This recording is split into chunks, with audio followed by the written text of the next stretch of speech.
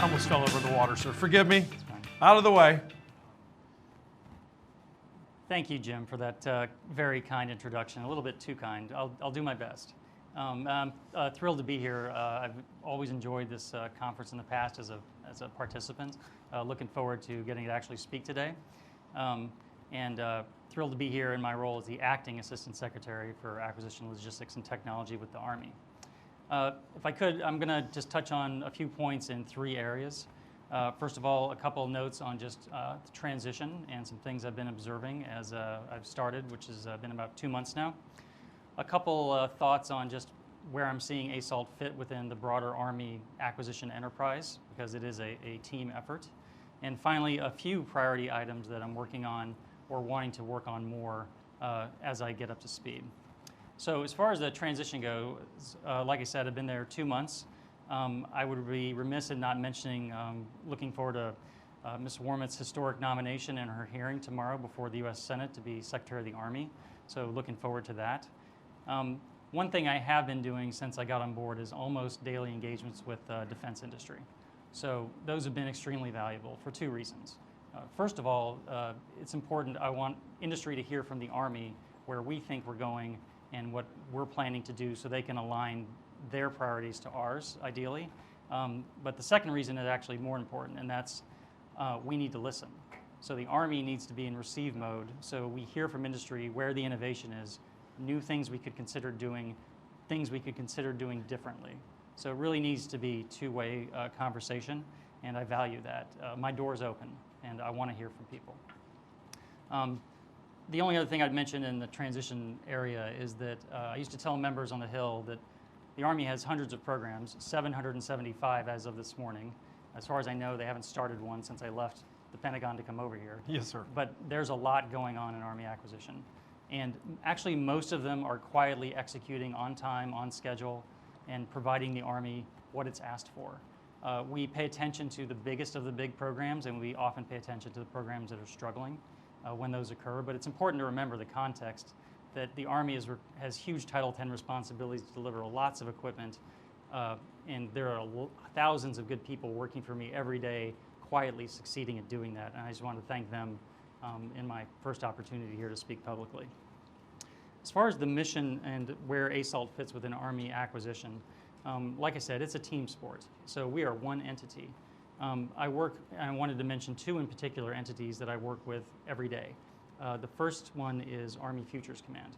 So commanded by General Murray, who I talk to multiple times a week. We are often briefing the Secretary and Chief together.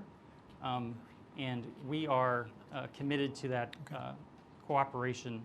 So Futures is doing a lot of really interesting and amazing work on developing requirements, doing experimentation, developing some science and technology things that will feed into new ways of modernizing the Army. And I'm focused on making sure my team is fully cooperating with his team. The other group is, of course, Army Materiel Command, led by General Daly, who I also talk to multiple times a week. They have an enormous responsibility for the modernization enterprise in terms of sustainment, and we are constantly working on making sure our organizations are in sync. So that's just the point I wanted to make, that Army modernization, broadly speaking, takes the whole Army.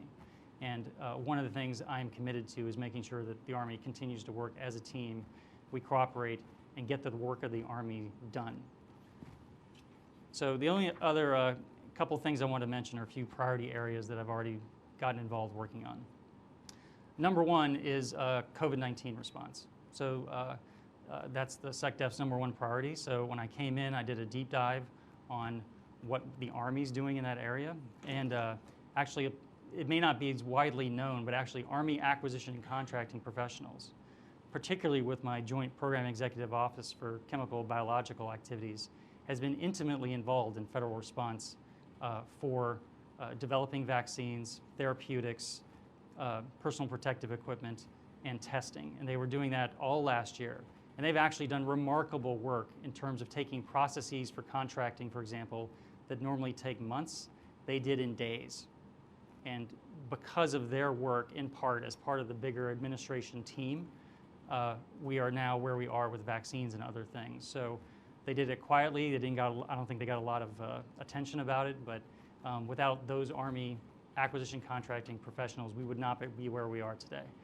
Their work continues. So I'm due for another update on the additional work they're doing because we have more things happening. So the other thing I wanted to mention was briefly is supply chain resiliency. So it's a topic. OSD is looking at it. We, the Army, it's early days, but we're looking at ways we can improve seeing ourselves in the supply chain, but also improving how we assess risk across the supply chains. But it's early on that. Only two other things I'd mention is all of the new acquisition authorities granted by Congress over the past 5 years. We are working diligently, and I am making it a priority to make sure that those are being used responsibly, appropriately, conservatively, in a way that will preserve those authorities for the Army. So they are exactly the right tool for some things. They're not the right tool for everything. And actually what I'm finding is those tools, because they allow us to go faster, need more management, oversight, and attention, not less. So I'm focused on getting up to speed on those and applying more of my own time to make sure that we're staying inside the bounds that Congress set for us on those. But they are very useful authorities. Last thing I'd mention is I'm committed to improving our outreach to Congress. So it's already good. I want to take it to the next level. Members have an independent oversight role. I know you've heard from some this morning. They have to make their own judgments about what the Army's doing. I think we have a great story to tell. We need to tell them, and we need to provide them with all the information they need to properly make their judgments about where the Army's going. So that's just a few of the things I'm working on. There's always a lot going on, but happy to transition to questions now if you're ready. Yes, sir. All right. Follow me? Sounds good. Yes, sir.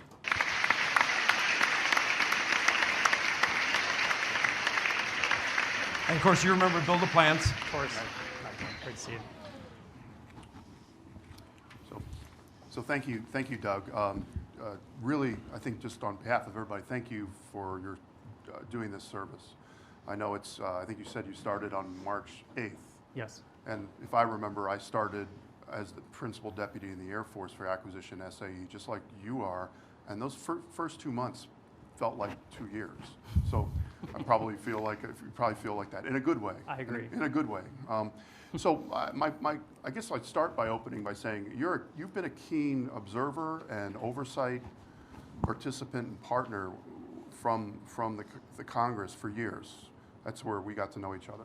And now you've had a chance to switch branches of government, and under the theory that it's always different when you sit in the job. What things what insights are you getting in your first 2 months that either surprised you or confirmed what you already knew, or any of the above?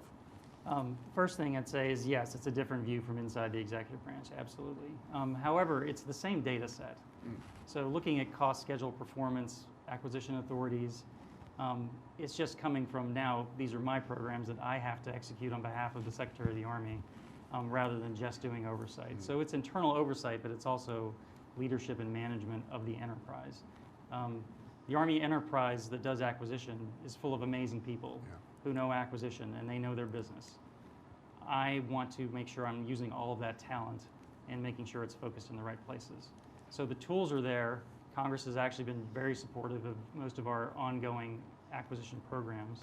It's on us now to execute, and that's what I'm focused on. And you have an incredible workforce, as you said, who've been through a lot in the last year and a half. Do you want to comment on how's the workforce doing and getting their job done, contracting, all the rest of it in the middle of this pandemic as we hopefully emerge from it? Yeah, I can talk about that. There's actually two workforces I'll talk about. Yeah. The first one is the Army workforce. Right. Of course, the people who I had the privilege to lead have kept basically every Army program on track. Remarkably, with a lot of work from home, like at the PEOs, but even people doing engineering work have somehow been able to do that. A lot of them have come to work in person because they've had to keep things going. The test community, for example, who I don't own but I depend on, can't do testing from home. Yeah. So it's a sign of the dedication of the workforce that we've been able to keep Army programs on track despite the pandemic. The other workforce I'd mention is, frankly, defense industry. Yes. So those people also, especially people who work in factories, people who build things, make things for the Army, deliver capabilities, train soldiers, they can't do that from home, and they haven't been doing it from home. So the fact that they've been willing to keep going and continue delivering for the Army and keep programs on track is a testament to their dedication to the country and the mission. So it's really remarkable that we've been able to keep things going as well as we have, I think. Thank you, Doug. And along those lines about the COVID, you mentioned the incredible work the Army's been doing in support of COVID. Does that include DPA, Defense Production Act, or is that outside the Army's purview? We are a part of the DPA allocation story. So we do basically the intel gathering on where DPA funds might be needed working with industry. And then we feed that into those that actually execute the funds. So we're feeding that to OSD, ANS, Industrial policy. Who's really steering the specific money, but we've been deeply involved. And a silly question, sir, to build on that. So if I understand you correctly, you're saying, hey, if there's a particular surge capability from a DPA, the first person the contractor probably needs to come see is you. Well, I think they're coming to my organization, yes. Yes, sir. And they're Rather than working just- with our teams to make sure Okay. that we're trying to see issues early so we can get ahead of them. And Yes, sir. a lot of the concern has not been necessarily, even though it's not easy at the prime contractor level, Yes, sir. the concern is further down the supply chain where the companies get smaller and smaller and where a COVID effect might be more significant. But as of now, we're not tracking dramatic effects. I think Okay. the additional funding has been helpful. Our ability to flow funds a bit faster than normal has been helpful. Yes, sir. So I think we're at the point now where we're starting to try to work through how we return to more normal operations and funding flows. Yes, But sir. for now, with all the help from Congress, we're still using all the tools. Right. And not to be inappropriate, but normally in each of the stimulus bills, there's been a significant chunk of DPA, particularly procurement, right? Is there someone in particular inside your organization?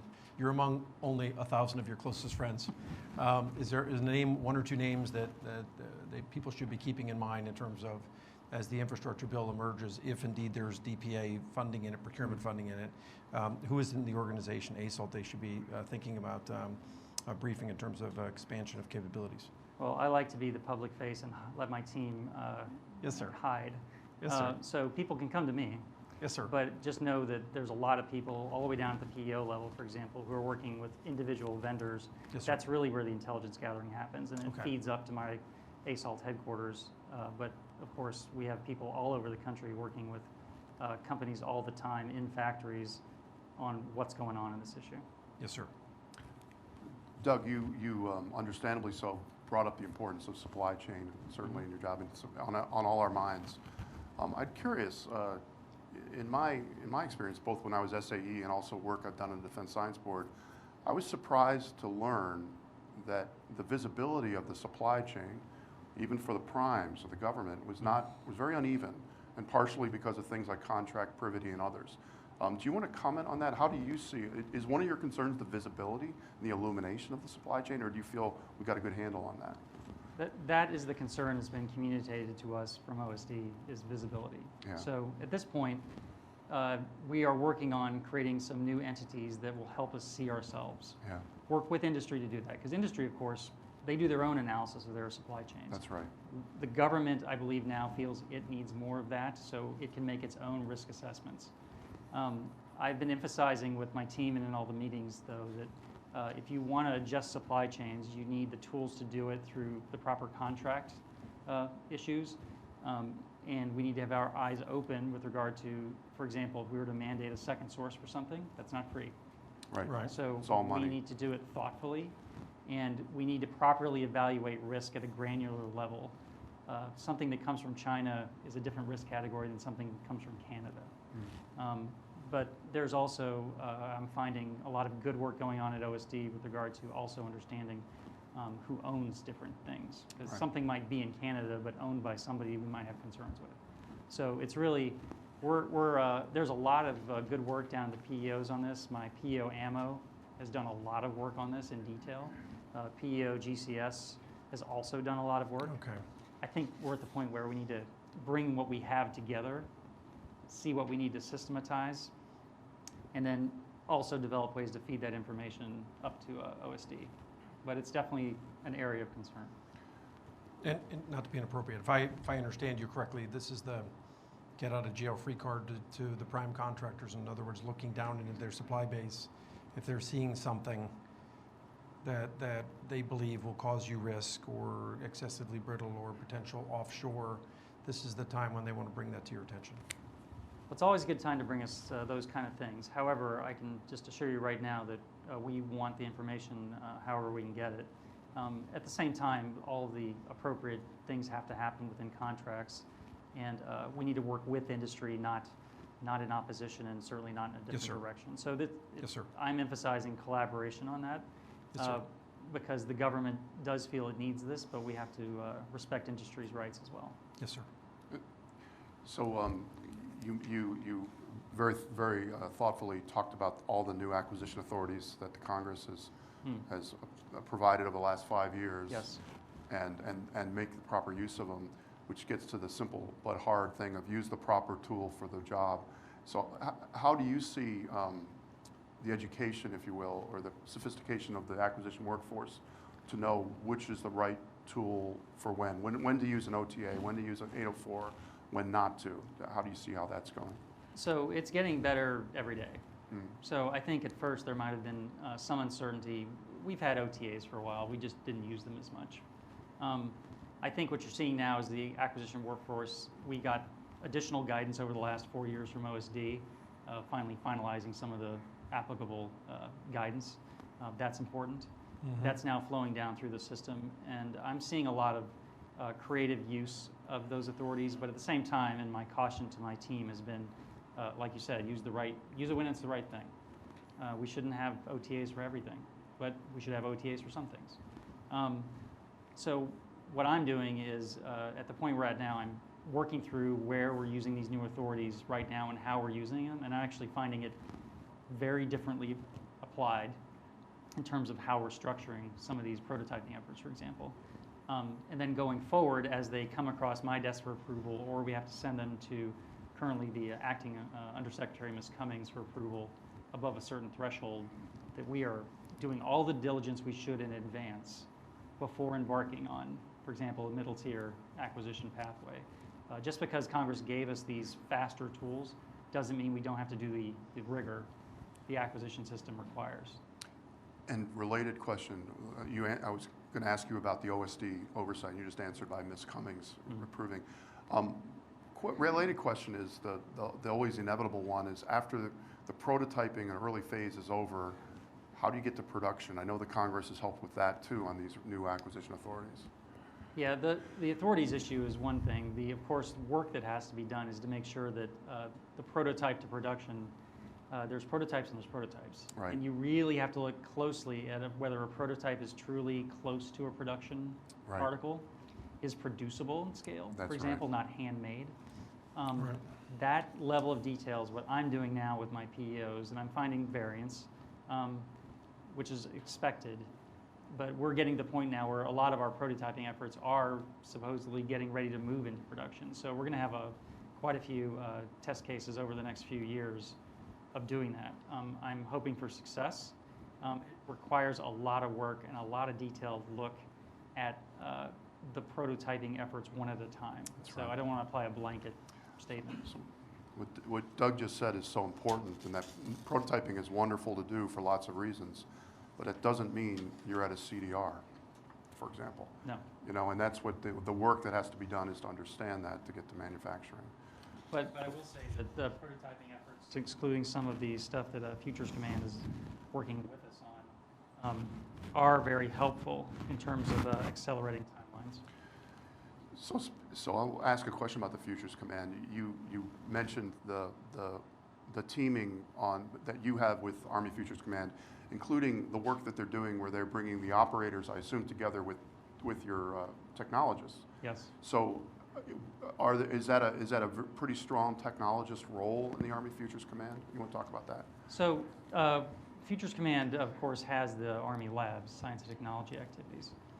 But what I think they're doing, which I think is effective, is bringing together operators earlier with my folks who are doing the actual program development and management work, and in some cases, the science technology types, bringing them all together early to try to better get at what's possible, what are achievable requirements, and how do you flow from that into an actual program. So I'm actually encouraged by that. I think they're doing a lot of good things. We got to work together every day to make sure that we understand what they're doing, they understand what we're doing, and that we're deconflicting and cooperating. But I think that's just a question of leadership and management. I think it's doable. And Doug, for maybe for some of us, or at least for me, what is the status of are there any Army programs that are Milestone Decision Authority is in ANS now? Formal programs, there's one. One. Okay. Integrated Air and Missile Defense was the last one. Okay. All of the rest are down with me. Some have also been delegated down to PEOs. Okay. And a dumb question on that. Was I mistaken? I always kind of thought Future Vertical Lift was still up there. Is that's migrated down to your portfolio now? Well, two separate efforts there. So, for example, the most recent Middle Tier Authority decision on FLRAA was an OSD decision because of the amount of funding involved that Ms. Cummings approved. Yes, sir. So it's a little muddled because we don't have everything is not a traditional program anymore. Yeah. What I would refer to as decision authority versus milestone authority on middle tier. There's a threshold for program initiation that Ms. Cummings holds at the $500 million level. I have it below that.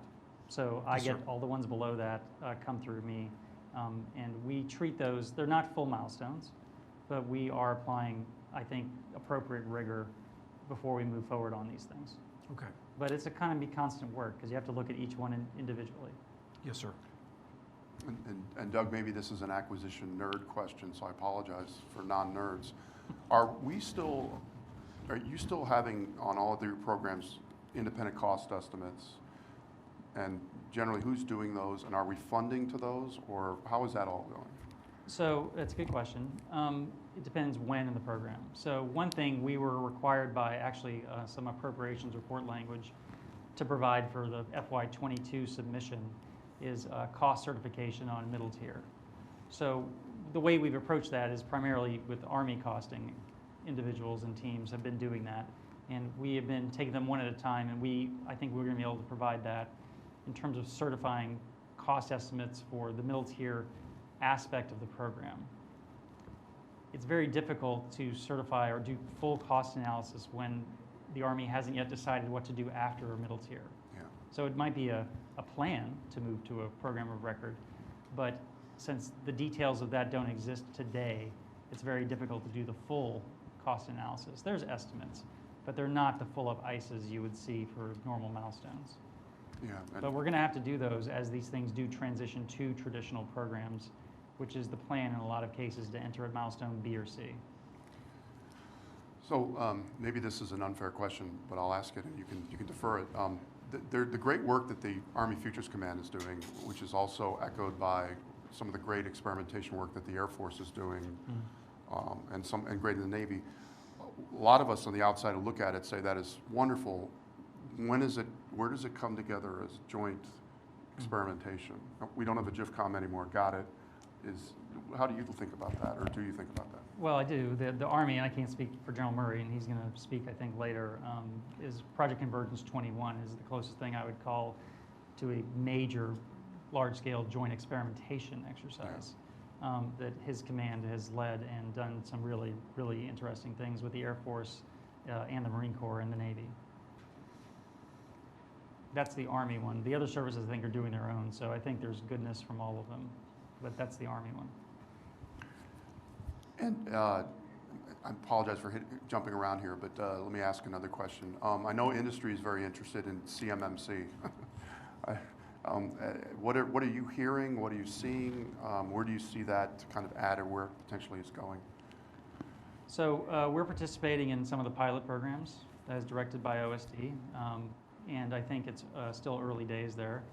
But I think the pilots are going to be useful for fleshing out the details of how to actually do these assessments and when in the program. So the challenge we've had with identifying the pilots is timing. So you have to pick a program that's at the appropriate place to where this certification regarding cyber is happening at the right time. And it can affect a contract award, for example, to make sure that the contract addresses any potential issues with cyber. So, but we're working closely. I think OSD is looking carefully at the program. A lot going on there. Everyone knows it's a problem. Yeah. So it's a question of how to get at it. Yeah. So we'll see where that goes. Yeah, I think to industry's credit, I think everybody recognizes the problem. It's we're trying to solve it. So let me also ask about something else that I think the Army has the most GPS receivers of any of the services, I think, and we've got M-code coming along, and you know from the law that at some point we have to start putting M-code into things. I forget what the law was. I think if it's mature, it was for 2018. So have you had a chance in your short time in the job to look at that situation? Well, I know we have our big effort, AP&T going on. Yeah. And actually, we just had our first unit equipped with the new technology, which gets at some of the concerns regard to different ways it might be interfered with. So, however, doing it at scale for the entire Army is the question, because, of course, we have the most individual items that might require it. We're looking at it. It's one of those things that we have to have. We have to have both position and timing so that you can maintain communications. So I would have to say I haven't looked in detail at the full plan and the over the palm yet, but I know that the science and technology and then the development work that's been going on with my team working also with the CFT on that is finally bearing fruit in terms of real equipment being provided to real units. So I think that's a really good news story, actually. Doug, I love when you said that you're doing listening to industry. Do you care to share any themes that you've been hearing over the first 2 months from industry? Any common themes that you're getting? Well, all the normal questions about future budgets, which I can't answer. Yeah. But I think, for the most part, and I've been emphasizing to my team as well, that a lot of the really important communication happens far below me.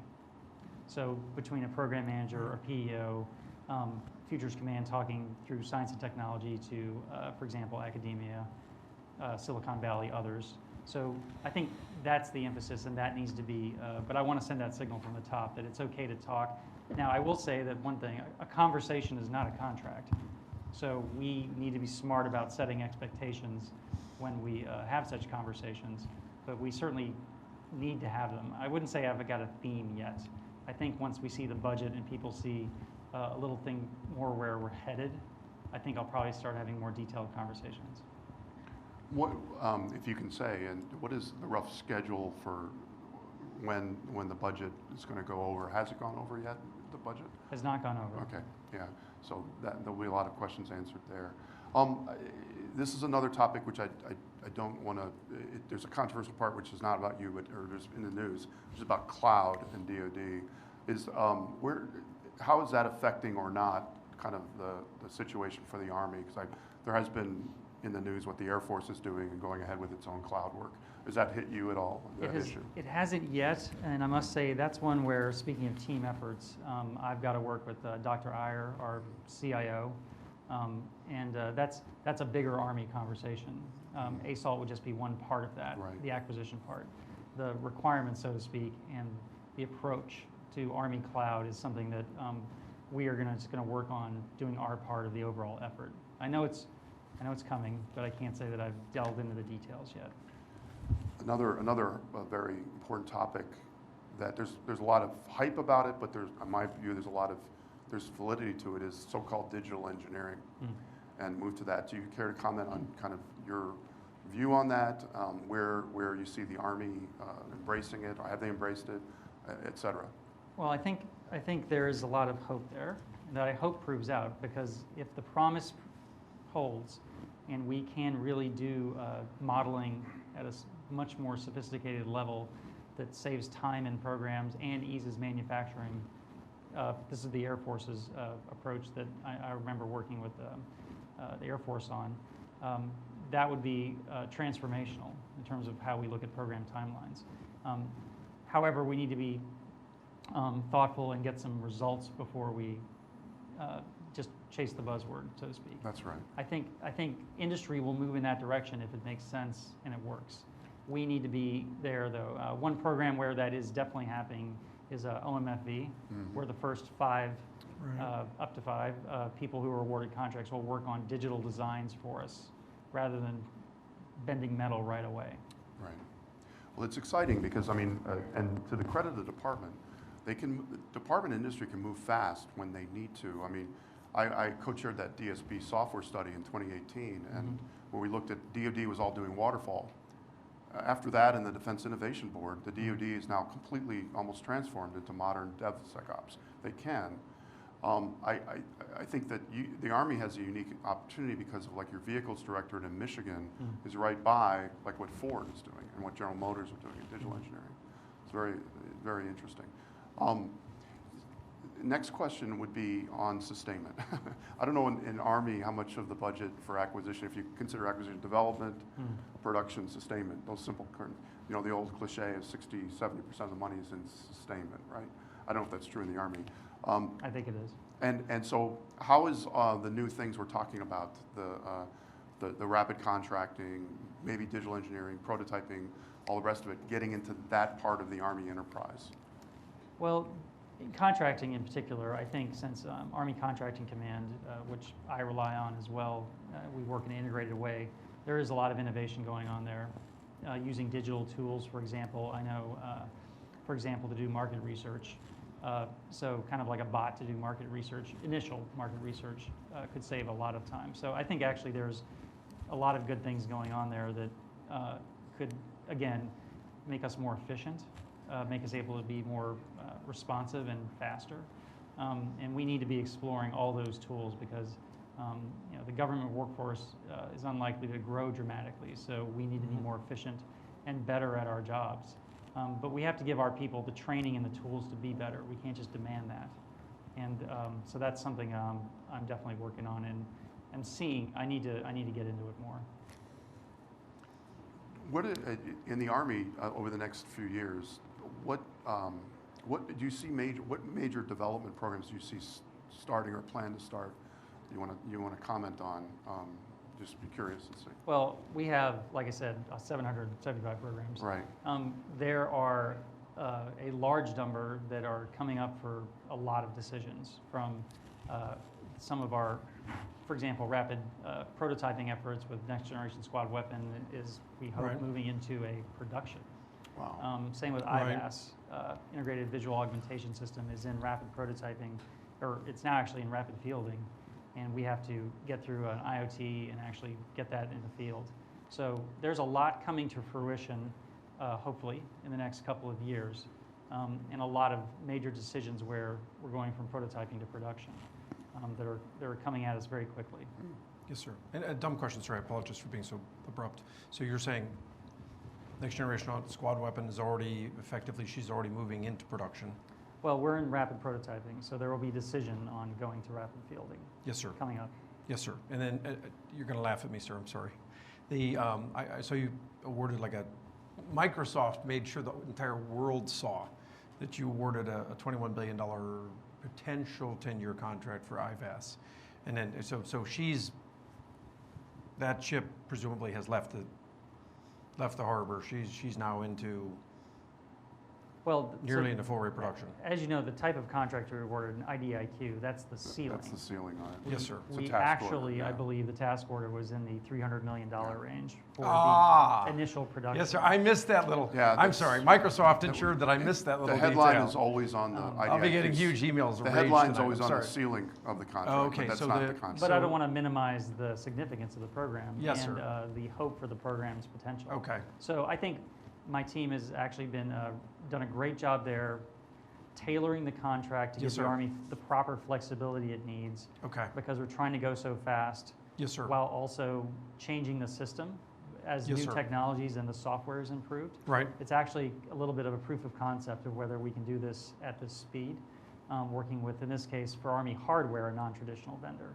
Yes, sir. So I think we're just went through a soldier touch point. There's a full IoT coming up in the fall. I think after those two events, we'll really know what we have and be better able to answer the road ahead. But the Army, I think the one thing that's a very easy sell with Congress, for example, is the idea of wearable technology on infantry soldiers. Yes, sir. Enabling them in the future. I think that's the future, and it's just how do we do it? And IVAS is one of the times we're trying to bring together several technologies, put them on a soldier. Right. So like a lot of things, early versions might have challenges. Right. Early versions of the Abrams tank and Black Hawk helicopter had issues. Yes, sir. Everybody kind of forgets about them, but Yes, sir. there were issues. Yes, sir. So perfection is not the standard with early versions. We, though, need to be smart about identifying what needs to be fixed, have a fixed plan, and have a test plan. So I think with IVAS, we'll see where we are really at the end of the year. I think the Army will know a lot more. Okay. And I feel like I'm feeding the lion red meat. What are there a handful of other big? I'm thinking, I don't mean to make news today, but I'm thinking long-range precision fires, prisms, mid-range capability, long-range hypersonic weapons. Are those the types of near wins that you might be able to pull into the winner's circle within the next 1 to 2 years? Well, I hope so. So I would just say that what I'm doing is looking at the programs, especially those that are on very rapid timelines. Yes, sir. And understanding how we're mitigating risk. We're doing it differently in every case, and I'm relying on my PEOs primarily to advise me on that, but I think I am looking carefully at the Army. We can go fast, but there are risks in going fast. We need to, one, mitigate risks through the contract or how we're making the decisions and when we're making the decisions. We also need to be thoughtful about just understanding, making sure we're not blind to the technology risks where they exist. And also we'll need patience, frankly, from Congress, for example. Like I said, some of the early versions, you want us to go fast, we're going fast. Yes, sir. Early versions may not be the end all, but they provide a path to the capability that we're being told to field on very quick timelines. And capabilities the Army needs. The Army needs longer range artillery. Yes, sir. Soldiers need wearable technology. I think these are all clear needs that I don't think are debatable. How we're doing it, of course, the devil's in the details. So we are going fast on a few programs. I mentioned IVAS. I'm applying a lot of attention there. Extended range cannon artillery, ERCA. Yes, sir. Also going very quickly, and it's not just the cannon, it's the shell. So it's the ammunition is actually also a very important, have to have it. And it's also a very complicated aspect of that program, but we're following that one very closely. So I'm applying the most management attention to the things that are on very accelerated schedules. Yes, sir. To make sure we are applying the proper controls, and that if things are going to need to we're going to need to make adjustments to things, we're not surprised. That's Yes, my sir. goal. And But just, like I said, perfection is not the standard, especially when you're going really sir. fast. and just in closing, because otherwise I apologize. I would kick myself later if I didn't ask. I know missile defense is critical to your portfolio, so I'm assuming IBCS is close to being over the hump. We got a successful Milestone C, I believe, from Yes, sir. OSD, so we're in LRIP. Miles ahead of me as usual, sir. Yes, sir. So I know we're wrapping up. My final comment to what everything Doug has said here is F. Scott Fitzgerald is credited with saying sign of intelligence is holding two opposing thoughts in your mind at the same time and not going crazy. What Doug is describing is how to be simultaneously fast and thoughtful. That is so important. And so really it's a credit to him. And low key. And low key. Yes, sir. Please join me in welcoming Mr. Bush. Well done, sir.